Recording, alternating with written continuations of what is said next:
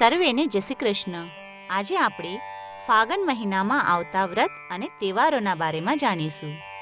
પયો વ્રત। આ વ્રત ફાગણ સુદ એકમથી 12 સુધી કરવાનું હોય છે। આ વ્રત સ્ત્રીઓ કરે છે। વ્રત કરનારે 12 દિવસ સુધી સવારે વહેલા ઉઠી નદીએ જઈ સ્નાન કરવું। ત્યાર પછી ભગવાન સૂર્યનારાયણની પૂજા કરવી, પછી ભગવાન વિષ્ણુની પૂજા કરવી। વ્રત દરમિયાન રોજ એકટાણું કરવું, ભોય પથારી કરીને સૂવું અને બ્રહ્મચર્ય પાળવું। એ પછી 13મા દિવસે આ વ્રત ઉજવવું। એ વખતે 3, 5 કે 7 બ્રાહ્મણોને જમાડી અન્ન વસ્ત્રનું દાન આપવું। આ વ્રત કરવાથી નિસંતાન સ્ત્રીને સંતાન પ્રાપ્ત થાય છે। જે સ્ત્રીને કસવાવડ થઈ જતી હોય અથવા જે સ્ત્રીઓના બાળકો જન્મીને મરી જતા હોય તો તેઓ આ વ્રત શ્રદ્ધાપૂર્વક કરે તો ભગવાન સૂર્યનારાયણ તેમની હર મનોકામના પૂરી કરે છે અને બાળકોને દીર્ઘાયુ આપે છે। આમલકી એકાદશી।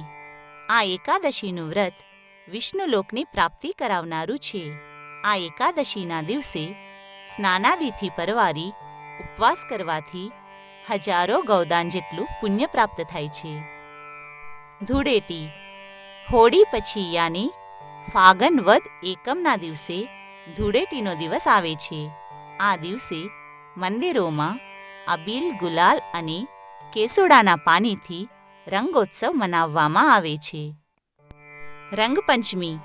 ફાગણ વદ પાંચમના દિવસે રંગપંચમી મનાવવામાં આવે છે। મા સુદ પાંચમના દિવસથી શરૂ થયેલી વસંતોત્સવની પૂર્ણાહુતિ રંગપંચમીના દિવસે થાય છે। આ દિવસે આબાલ વૃદ્ધ સૌ કોઈ એકબીજા પર અબીલ ગુલાલ ઉડાડી આનંદ મનાવે છે, રંગોત્સવ મનાવે છે। સીતા વ્રત। પુરાણોમાં એમ કહેવામાં આવે છે કે ફાગણ વદ આઠમના દિવસે સીતાજી પ્રગટ થયા હતા। આથી ફાગણ વદ આઠમના દિવસે તેમનો જન્મદિવસ મનાવવામાં આવે છે। આ જ દિવસે ભગવાન શ્રીરામે સેતુબંધુ રામેશ્વરના કિનારે એક પત્ની વ્રતની પ્રતિજ્ઞા લીધી હતી। પાપમોચની એકાદશી। ફાગણ વદ 11ના દિવસે આ વ્રત કરવાનું હોય છે। આ દિવસને પાપમોચની એકાદશી કહેવામાં આવે છે।